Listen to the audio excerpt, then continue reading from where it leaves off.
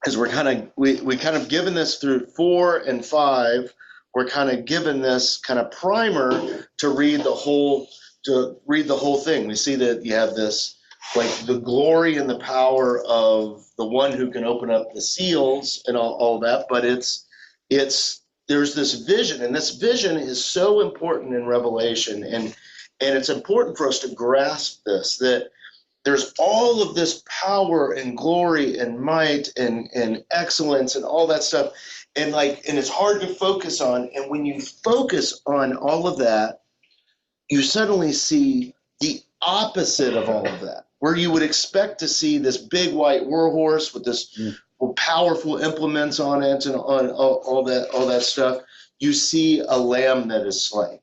It's something that is not powerful at all. You would think it would be, some big mighty, military something or other, and it's just not. And that's the continual image that we end up seeing. And so what we're going to see now as we go forward is that these other parts that are more nefarious, they are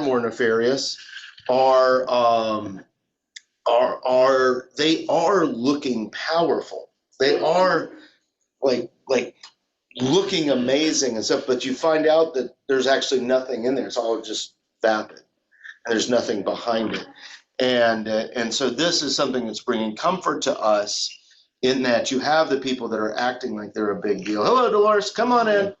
And so you have all these people that are like looking big and bad, but they're actually not that very much. So we will read chapter 6 again and kind of go through it. We made it through verse 6, but we'll read the whole chapter once again. So here we go. So we share this, this button, that button. Okay. And before I do that, I gotta make sure I'm on the right on the right thing here. Okay. Here we go. Let's see here. So share sound. Nice for video. Okay, here we go.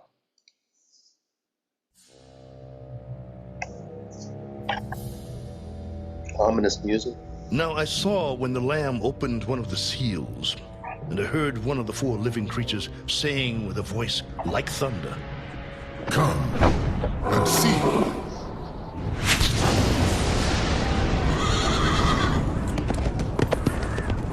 And I looked, and behold, a white horse.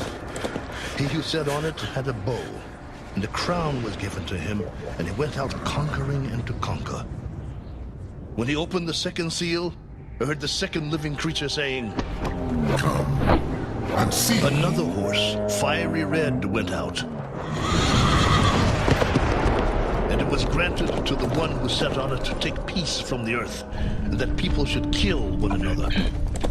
And there was given to him a great sword. When he opened the third seal, I heard the third living creature say, "Come and see." So I looked, and behold, a black horse, and he who sat on it had a pair of scales in his hand. And I heard a voice in the midst of the 4 living creatures saying, "A quart of wheat for a denarius, and 3 quarts of barley for a denarius, and do not harm the oil and the wine."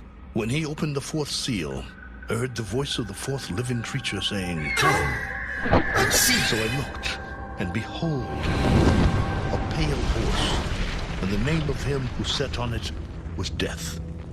And Hades followed with him, and power was given to them over 1/4 of the earth, to kill with sword, with hunger, with death, and by the beasts of the earth.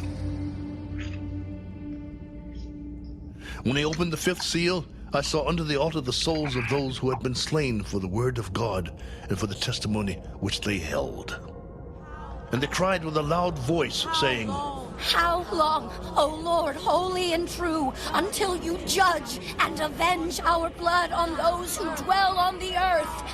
Then a white robe was given to each of them, and it was said to them that they should rest a little while longer, until both the number of their fellow servants and their brethren, who would be killed as they were, was completed.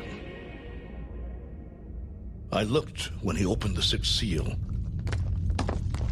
and behold, there was a great earthquake, and the sun became black as sackcloth of hair, and the moon became like blood, and the stars of heaven fell to the earth, as a fig tree drops its late figs when it is shaken by a mighty wind. Then the sky receded as a scroll when it is rolled up, and every mountain and island was moved out of its place.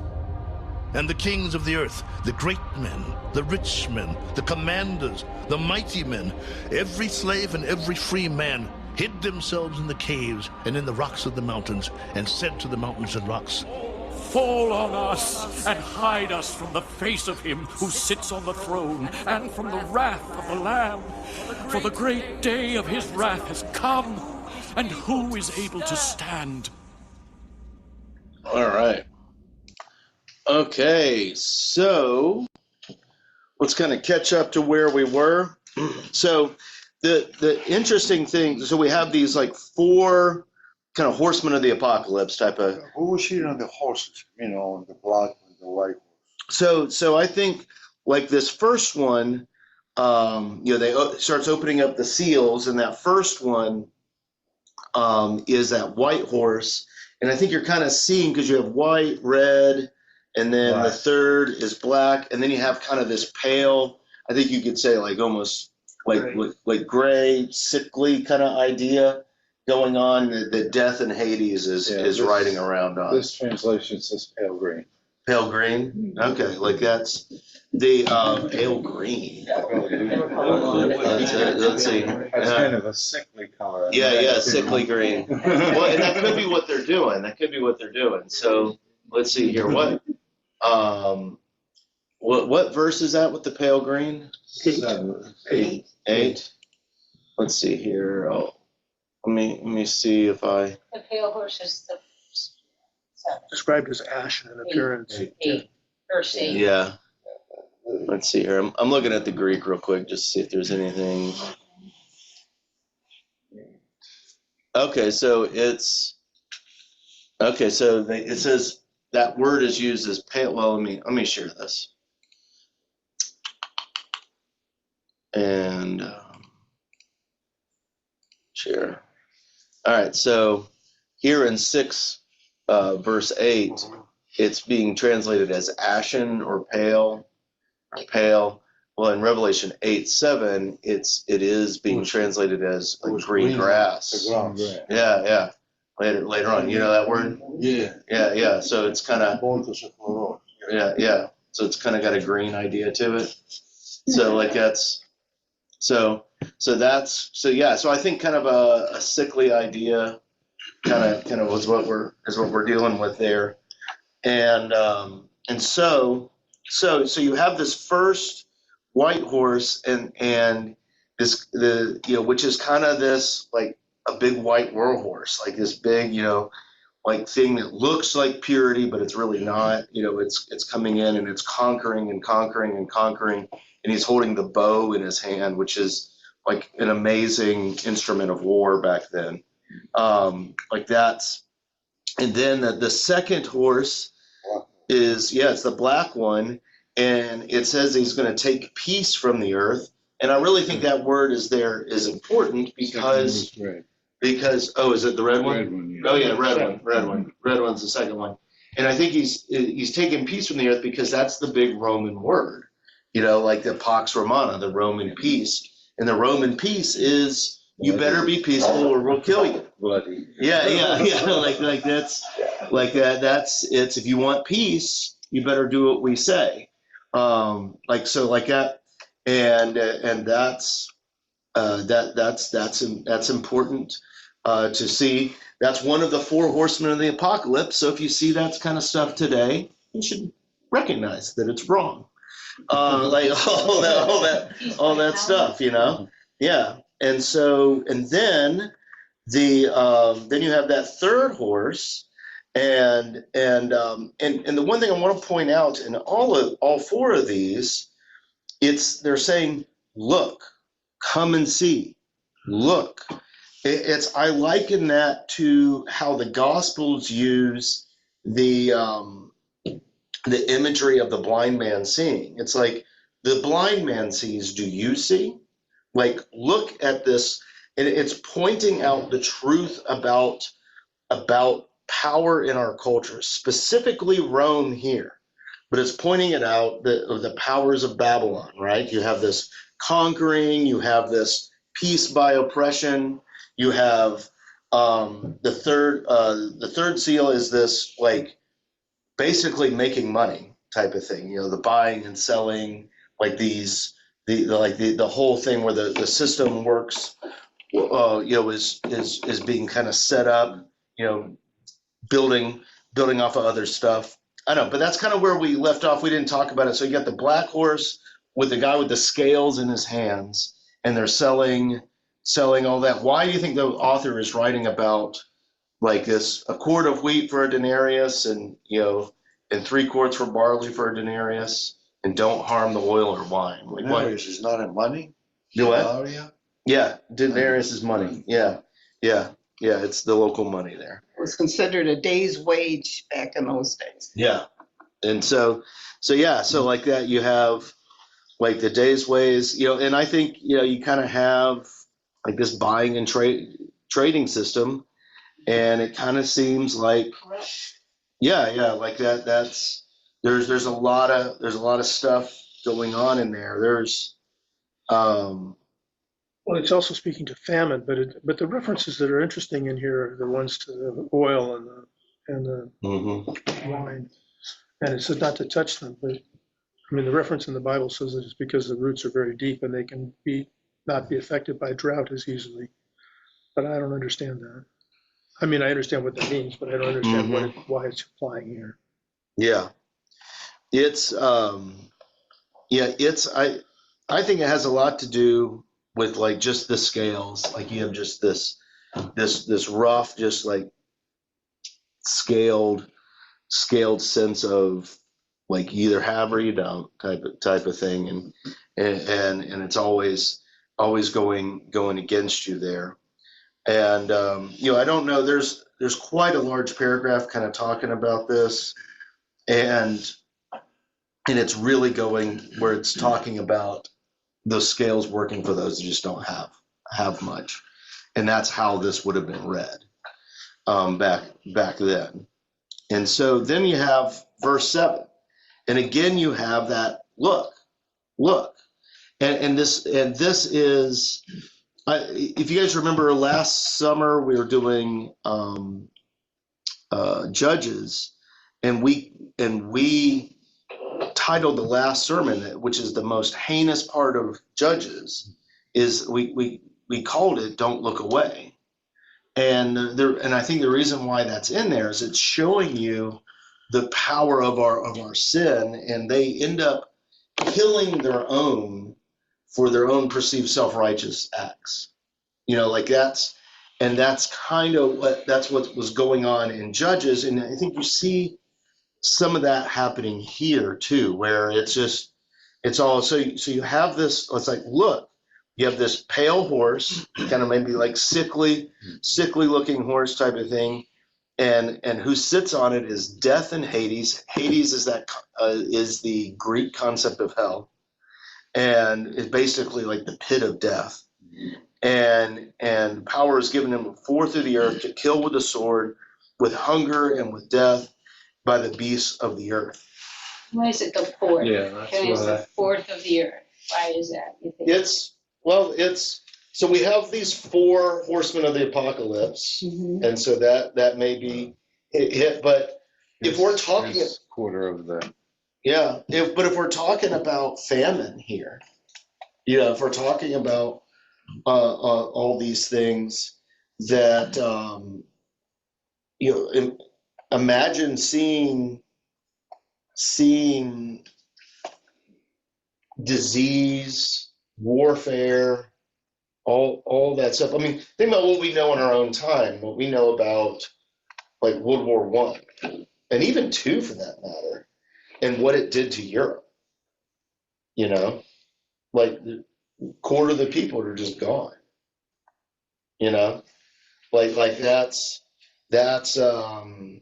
That's so you're talking about warfare, you're talking about food, and you're talking about you better be peaceful or we'll get you and all that stuff. And it's almost like this, recognize it. Recognize that when these four horsemen are around, like people just go away. You know? I continue to struggle with this scale imagery. Is it a condemnation of commercialization of life? What is, I still do not grasp. I think so. Yeah. I think so. I think you're right, but it's interesting in the note in here, for what it's worth. It just says that this fee, this price, is roughly 10 times the normal price for a quart of barley would have been in this case. Okay, so they're overcharged. So they're overcharging. In that day, this would be roughly 10 times what would have normally been charged. Yeah. So they're making it very expensive, but not touching the oil and the wine is the part where it says, I don't understand, but okay. No, I do not also understand a reference to the oil and to the wine. My note does not help at all. It really indicates that oil and wine were prolific throughout the Greco-Roman Empire. And I say, so what? Yeah. Yeah. I don't. Well, I think they're so. But on the other hand, I think they're less staples than the barley and the wheat. And their luxuries. They're not affecting bread, which they eat. Yeah. But I made that up. I didn't read it. Well, I wouldn't know the difference. Even back when I was studying, it was the bread. They got enough for bread to pour, but they couldn't even get near the oil and the wine. Yeah. That was the concept. And it would imply that they didn't raise the price on those because only the wealthy could afford it anyway. could only afford it.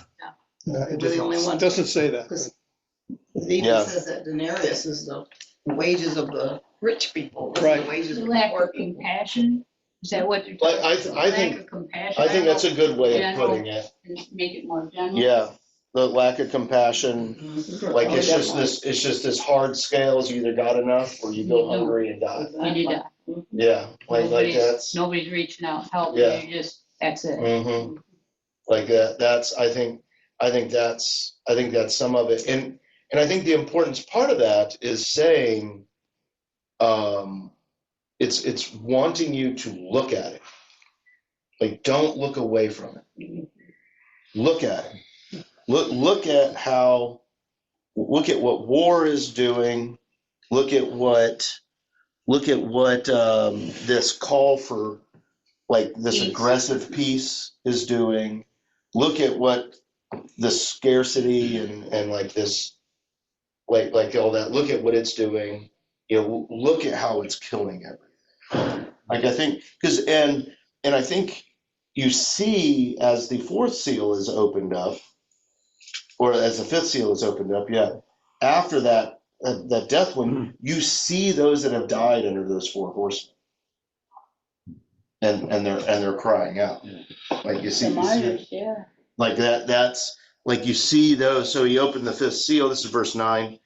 He opened the fifth seal, and I saw under the altar the souls of those who have been slain for the word of God, for their testimony which they held. And they cried out with a loud voice, "How long, O Lord? How long?" Like that's.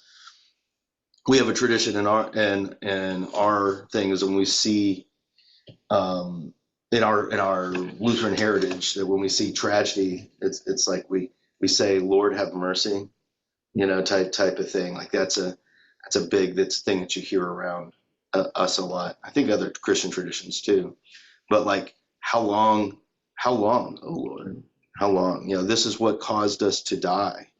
And it's, again, this is wanting us to look at the situation. It's being honest about what's going on in the world. It's being honest. It's not lying to ourselves and all that stuff. It's being honest. And it's like, how long, O Lord, holy and true, until you judge and avenge our blood on those who dwell on the earth? Then a white robe was given to each of them, and it was said to them that they should rest just a while longer until the number of their fellow students and their brethren who would be killed as they were, was completed. Which, It's interesting that they call upon God for vengeance. Avenge. Yeah. But avenge doesn't necessarily mean God kill these people. It means make this right. Yeah. Let's see what. Yeah, let's see. Yeah. So what verse is that again? Judge and avenge 10 or 11? 11. 11. All right, let's look at it. Let's see what word they're using. Huh. I think it's 10. Yeah, it is. It's 10. It's 10. Yeah, They it's should still be in killed. 10. End of 10. They It's, should be killed. it's the verse Avenge our 10 blood. in 6, Yeah. verse 10. Yeah, but here's where they're killed down here. And avenge the blood. So Just how long? here's the word, and avenge the blood of us That's the avengers. from And those they dwelling continue upon the down. earth. And- So Almost have to take both of those verses so together. let's look at how it's used. Hey, it's the only time. Let's see. Let's look at the Strong's number.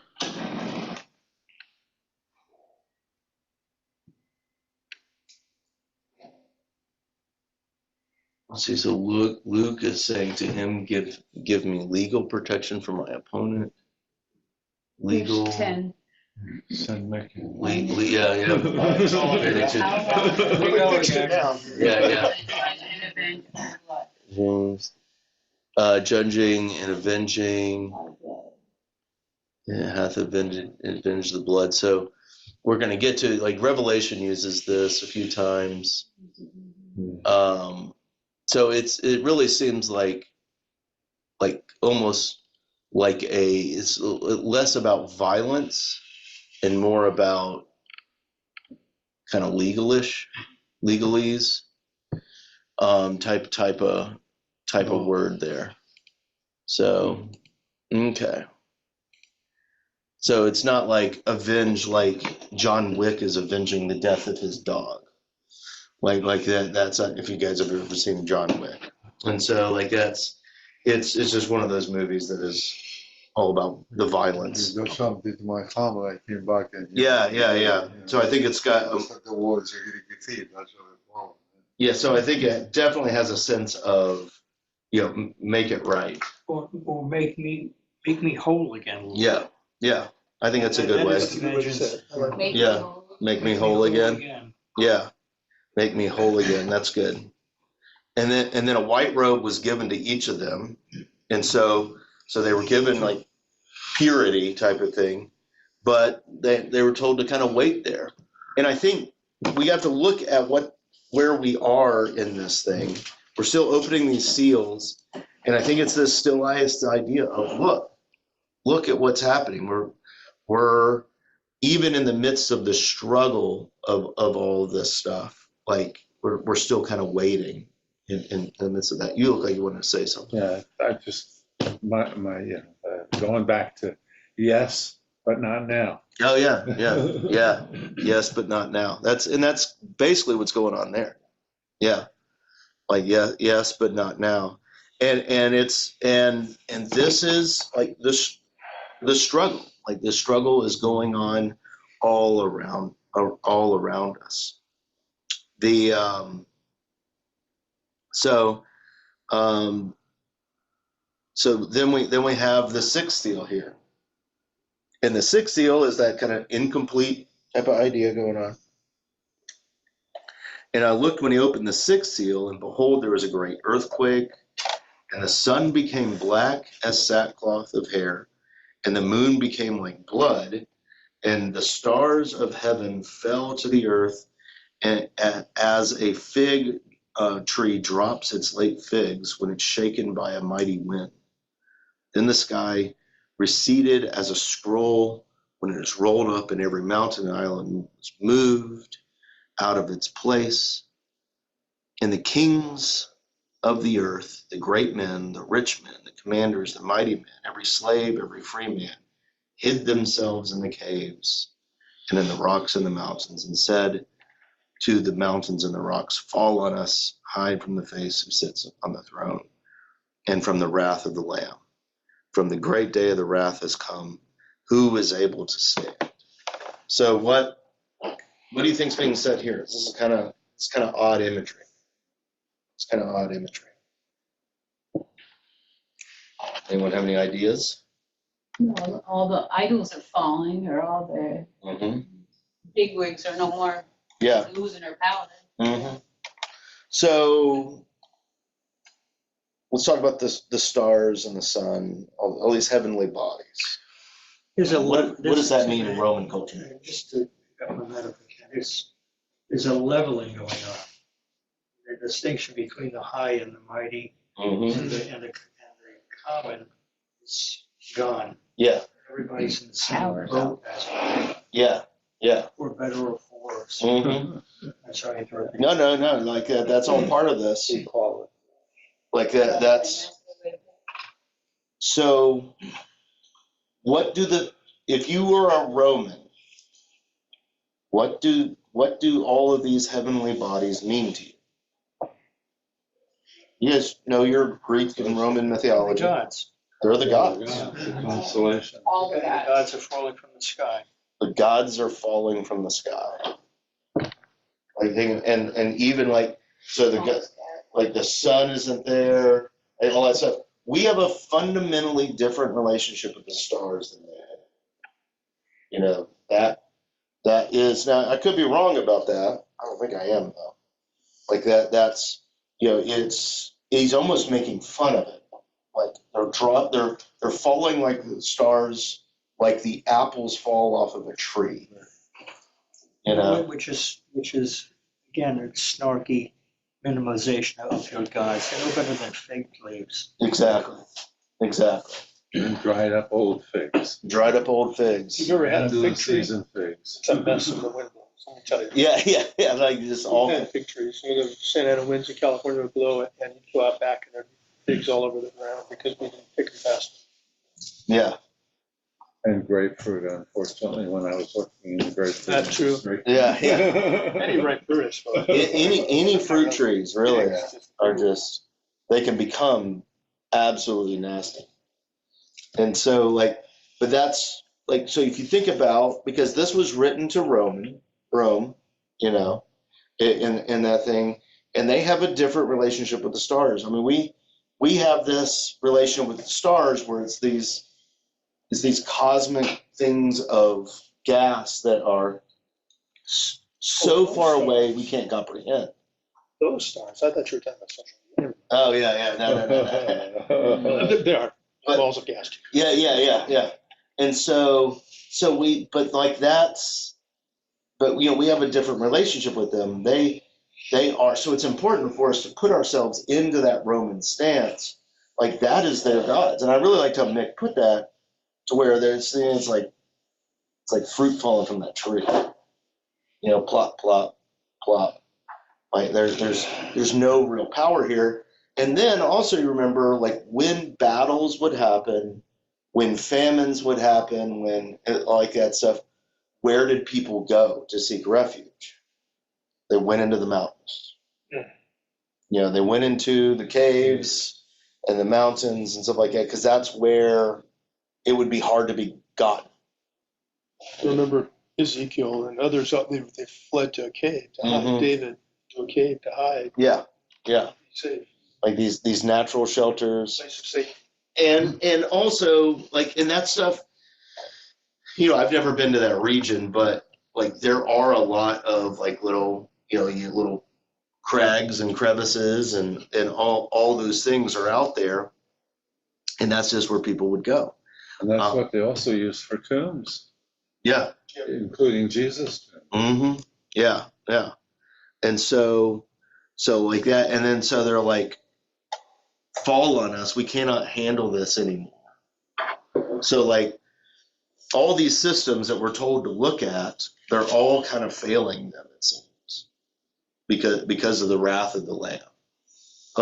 And how did you put it? Like there's like this leveling kind of a thing, like that's like the privilegedness is kind of going away, type of thing.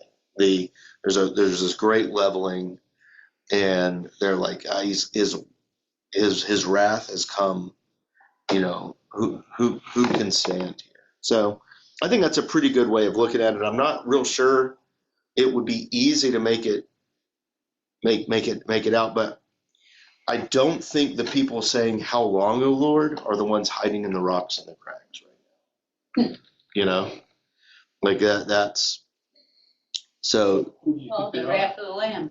I think it's these people. Trampled and killed by the 4 horsemen. Well, I think it's the I think it's the people that have benefited off the 4 horsemen. Yeah, like that. That's what's causing them to come. What's causing this to level? What do you see as the cause? Them being leveled and their power being taken away. Yeah, I think. What do you see as the cause of that happening? What event caused it? Well, I think it's the wrath of the Lamb, right? Yeah. All their gods fall out of the sky, like fruit falling, like an apple falling off of a tree. You know, like that's like all their power and prestige is just. All the power and prestige was always illusory. The power is in the Lamb. Yeah, that's the irony of ironies. Yeah. All of your legions, centurions, etc. Nothing. Nothing. Not worth nothing. Did you want to say something? I choose not to. So like that's and you can see it. Like I think we all kind of know this feeling that when we're really high on something and things go really well or going really well for us and then we lose that, it's often hard to stay humble in the midst of that loss. You know? Okay, so I'm going to say something. Yeah. One of the things that I'm going to preface this, a lot of times people read the book of Revelation and they try to translate it into today's world, what's happening. And I do not do that, and I don't want to do that. I think it has an implication for us to understand where we're going. I think there's some generalization. But I think it also, when you talk about the gods falling, he's talking about the Roman gods and the Greek gods. But I also think if you try to think about it, there are gods in our world, whether it's money or status, they too fall from the sky in the presence of God. Yeah. And I think we need to be careful that we don't just simply look at this and say, oh, those gods are disappearing. It's all the things that we worship other than God are going to disappear. So that's what I was going to say. Yeah. It's risky to try and make it. Yeah, you gotta let it. I think you gotta let it hint at our world, but like coming up with strong things, because the truth of the matter is that we all have gods that we serve. The nefarious thing about us today is that we don't call them gods, but that we put faith, hope, and love into these things, you know, and we're like, if I could just make this happen, then I will be saved, type of thing, you know, and these things are like that. That's the generalities. And it doesn't mean that it's stars that will, like, I don't think the point of this is that we will see this one day and see, like, we'll see stars falling from the heavens. Like, you know, I think we'll see the collapse of our own gods and be like, is that lamb is too wrathful because my God is dead. My God fell from the sky, you know? Does that make sense? And so I'm trying to leave it generalized, but it's the things I put my trust in are of no value at this point. Yeah.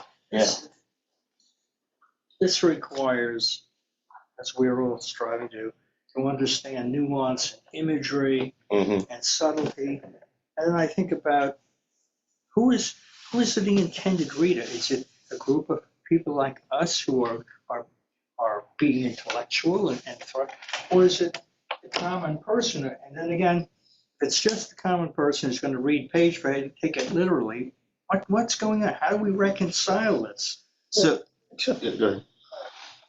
Part of the book of Revelation, and I'm going to say this, and he's going to have to correct me because I'll undoubtedly be wrong, But part of the things we have to remember about the book of Revelation is that it was written and it was passed from church to church and read in churches. And it's really about hope. These people are being oppressed. They're being put down by the Romans. They're seeing their lives and their faith being pressured. And so this book is giving hope to those people by allowing it. And they're seeing the imagery here may have been explained to them by the reader, may not have, but it's written in a language that they would have understood differently when it was read to them. And we don't. We look at Luther's the first one to make this available. Up until then, no one knew what the heck was going on here. It was available for him.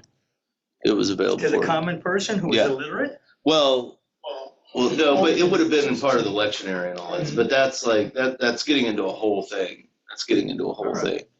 No. Like that's. So what we need to remember too is that Domitian, this guy who's naked there,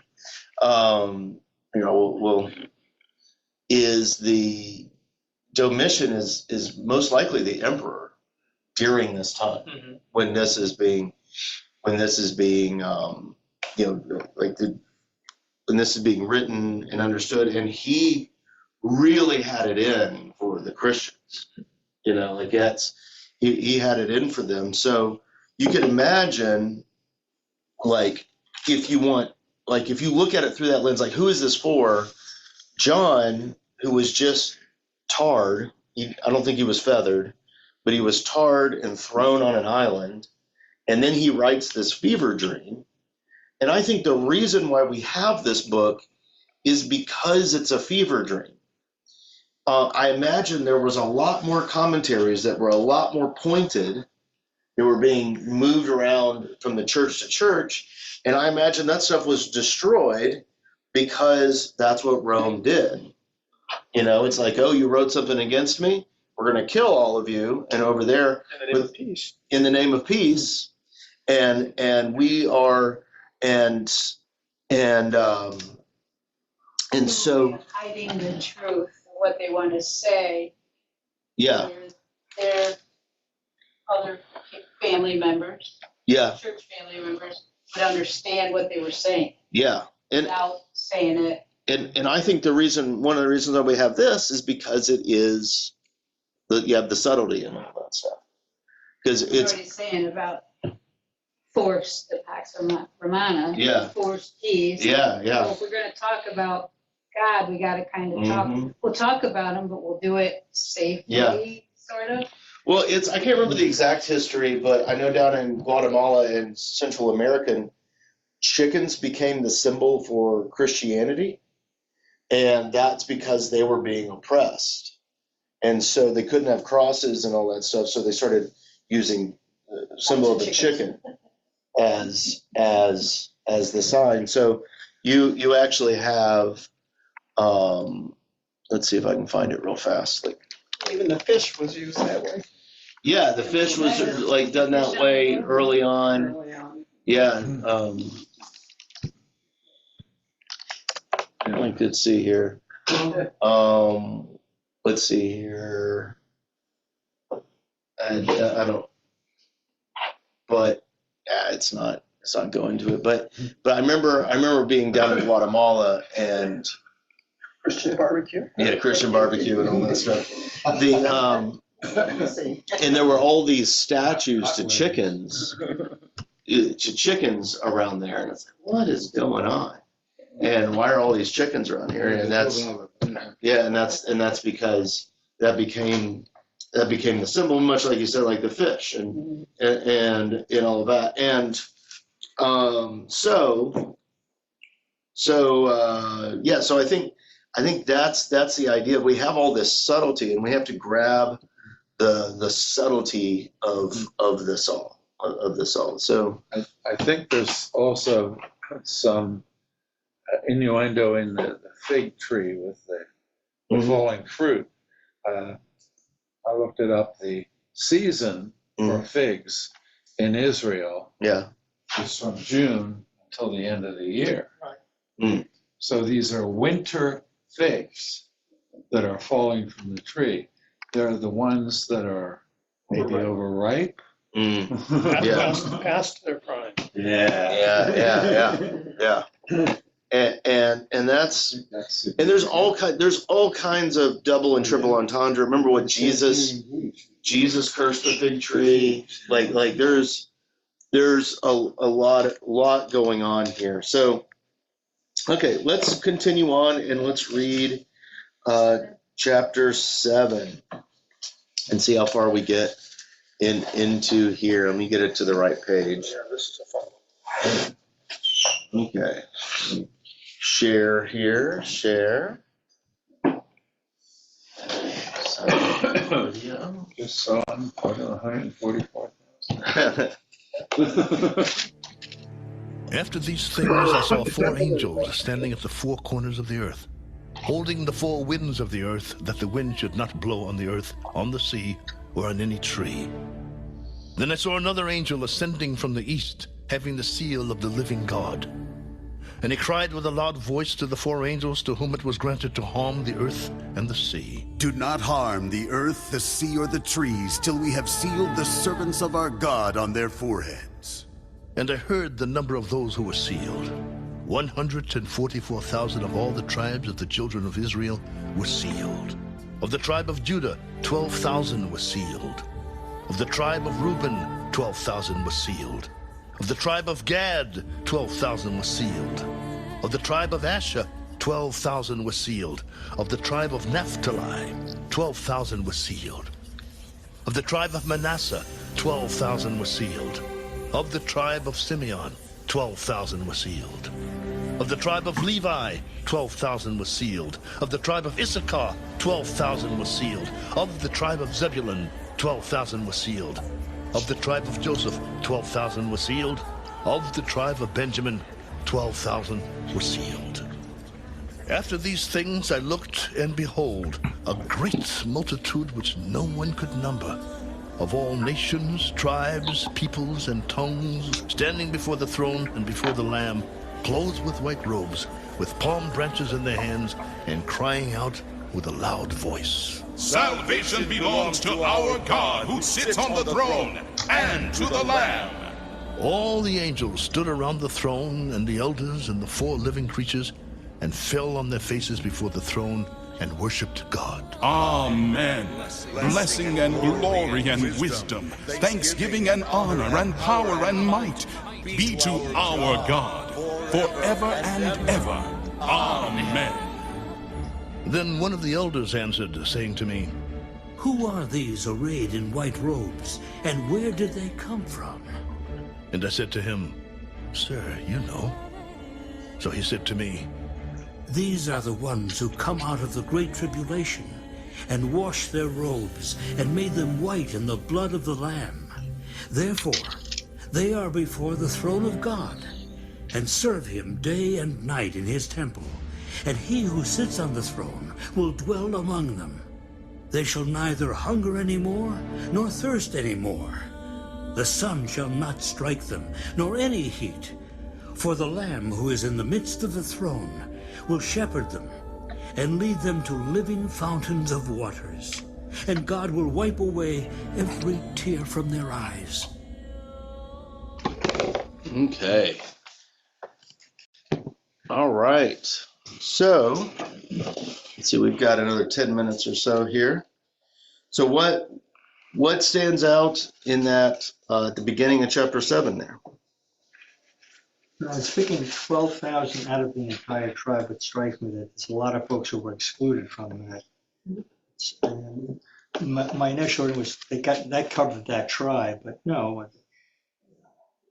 To be meaningful, a tribe has got to be larger than 12,000. These are a select few.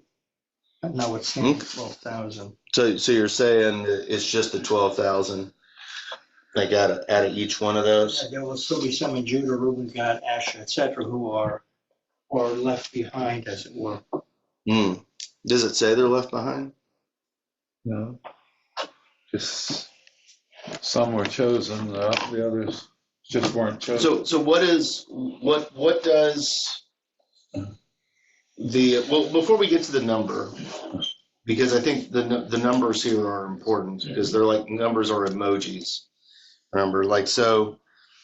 The verse 1 was, after these things, I saw 4 angels, angelos, messengers, basically standing on the 4 corners of the earth. So standing over there and holding back the 4 winds of the earth. Like that's odd imagery. That's odd imagery. I don't quite know what to make of that, but it could be like holding back the judgment. It could be holding back the spirits of all that. Remember, wind and spirits is the same word here, and so like that's so I don't know. I'm reading one of my notes, but there's something being held back on here, and it's talking about like on the creation, like don't blow in the sea, the earth, or the tree, or any tree. It's like land, earth, or sea type of idea there. And let's see. And so then this angel comes. This is verse 2, middle of verse 2.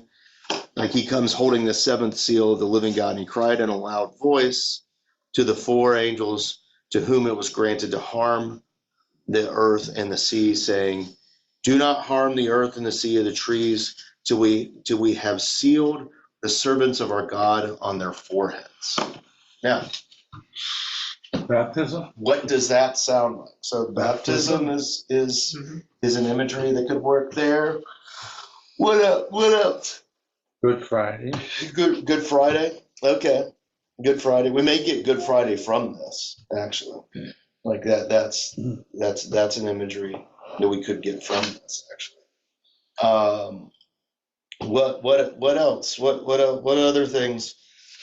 Does anyone remember the John 3:16 of the Old Testament? Like that's Deuteronomy 6 verse 4. Like, hear, O Israel, the Lord our God, the Lord is one. And then it starts talking about put them on your foreheads, put them on your like write these scriptures and bind them up.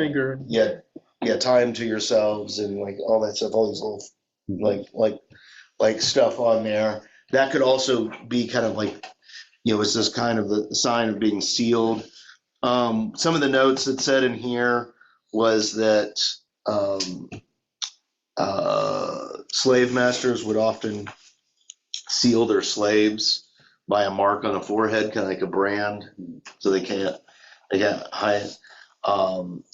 That's something that they said. I don't know. So what do you think it means? Like it's like we have. I think it's kind of this mark. I think the way we look at baptism is a good way of looking at it. Yeah, you're becoming a child of God. Yeah. If they're holding back the 4 winds, is that saying God's given us time to get everybody saved? Okay. I maybe. It's definitely a call for more time, right? Like don't let's till we seal all the servants of God on their foreheads, and so and then we have kind of an answer to that. It's like in verse 4, and I heard the number of those who were sealed, 144,000 of all the tribes of the children of Israel were sealed. I saw 144,000, and then what does 144,000? What does that mean? Like it kind of explains it here in the next one, but 144,000 is an interesting term. We've already been introduced to 12s before this, right? Didn't it say they were the ones that praised God in heaven? 144,000 somewhere. Yeah, like there was that somehow. we were already introduced into some 12s before this. Numbers, yeah. When we were reading.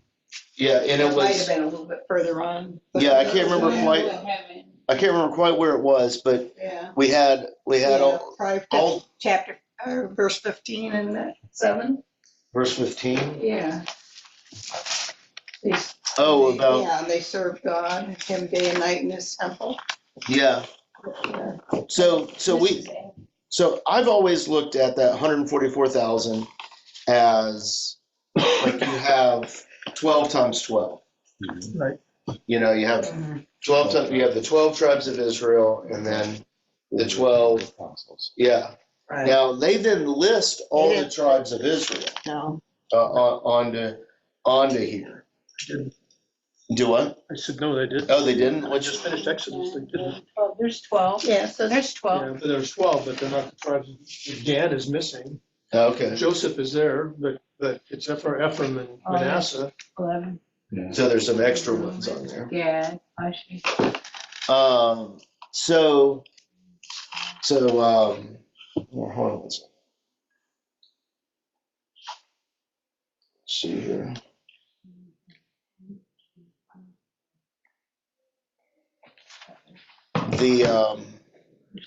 So we have, I think I think there's two things going on here.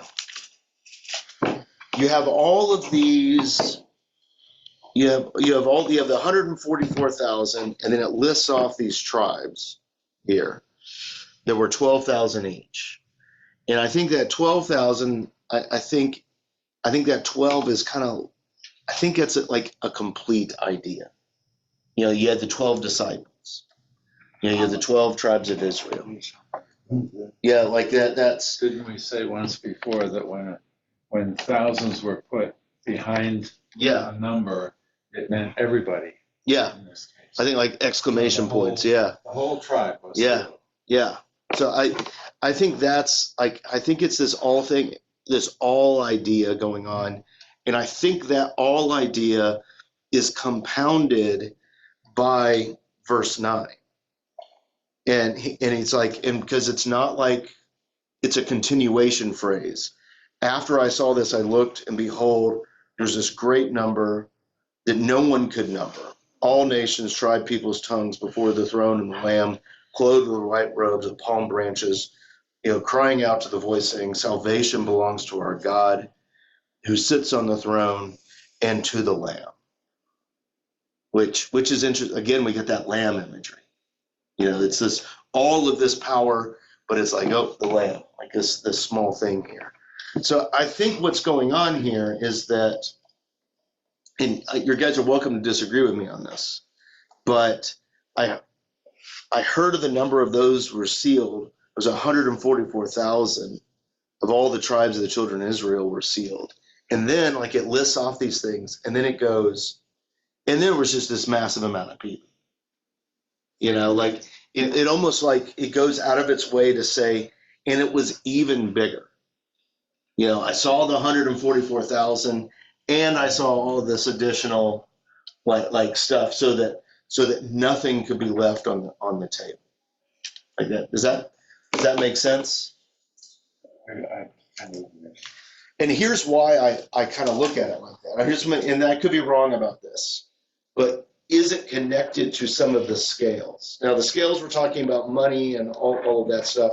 But if you think about these 4 horsemen of the apocalypse, and it ends with these people going, "How long, O Lord?" And then right after that, it's going out of its way to go, it's 144,000, which is all of us, plus all these other people. Yeah. You know, it's like, so you're being left out of this system, but the Lamb isn't leaving anybody out. Does that make sense? Say that again? So you're being left out of this system of the 4 horsemen of the apocalypse, like you're being killed by the bow.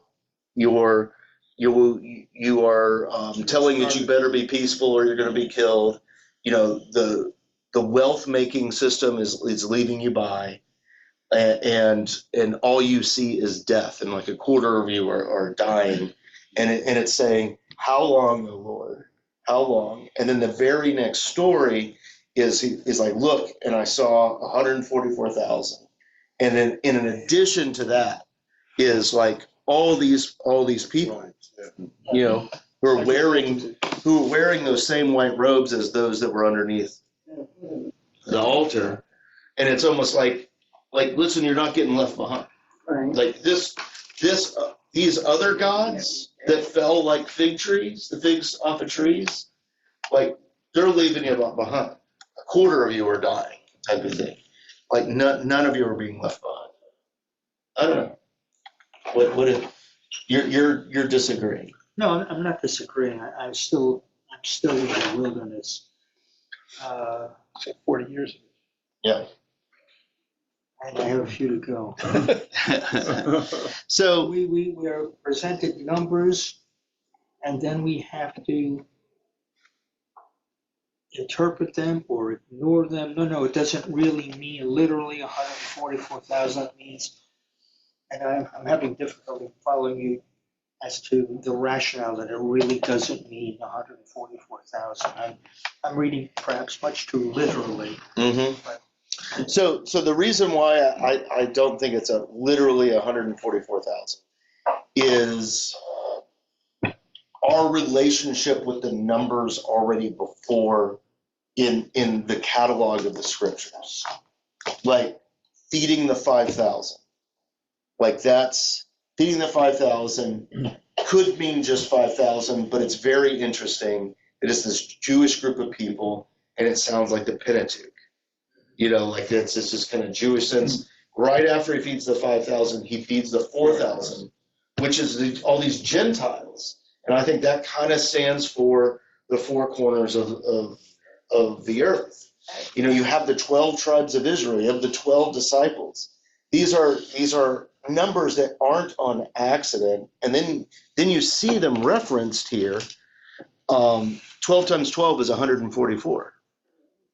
You know, it's odd that you would see this, and so if you have the number where you're kind of understanding 12, and you see this in Daniel, whenever he would have these numbers, like that, it's just, and we're going off of feelings on here. I don't think it's like a cold hard thing, but you have this number that includes like all the people of God with all these like tens on the end of it.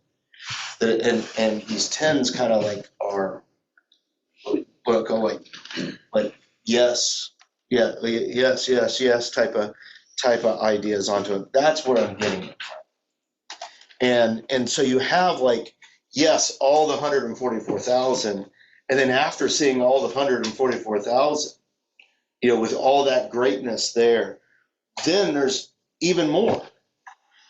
You know, there's even more people. So let's talk. I know we're at the end of class, and I want to hold you up for another couple minutes. The JWs, the Jehovah's Witness. His biggest thing, I can't remember what his name is, the guy who started all of that. He was so close on so much stuff, but he missed it on a couple of things. He thought Jesus was going to come back as soon as there was 144,000 Jehovah's Witnesses, because he felt like they had the right thing, right?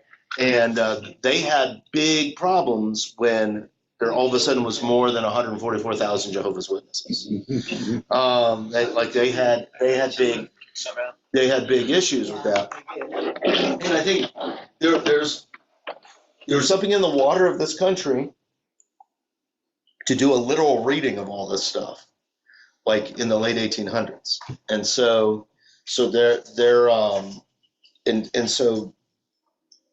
I think the number is meant to be kind of symbolic. But you're welcome to disagree with me on all of that. But I think it's like, look at all these people, 144,000 of all these tribes, that they're all here, you know, like all that stuff. But then also a great multitude, yeah, and they're all saying like salvation belongs to our God and to the Lamb. Blessing and honor and wisdom and glory, the thanksgiving and honor, power and might be to our God forever. Well, I think it's interesting because the 12 tribes represent the Israelites, but the great multitude that's referenced in 9 are not for that. They're the Gentiles. Yeah. So it's including this multitude in addition to the tribes. So I think it's everybody. Yeah. And so I think, however you're reading it, it's wanting us to go big with it. to go big and see all that stuff, as opposed to the 4 horsemen of the apocalypse, that all of that is dying and leaving in caves, and like all that stuff. And this is something so much bigger and better. So good deal. So we'll end. We'll say we went through 12, but we'll do the same thing we did this week. Anyone have any last thoughts? No? All right. Well, good deal for everyone that's watching on YouTube. Thank you for joining us today. Well, they were also waving palm branches. They're waving palm branches. Yeah, which is an illusion. Yeah, Judas Maccabeus. Like that's, yeah. So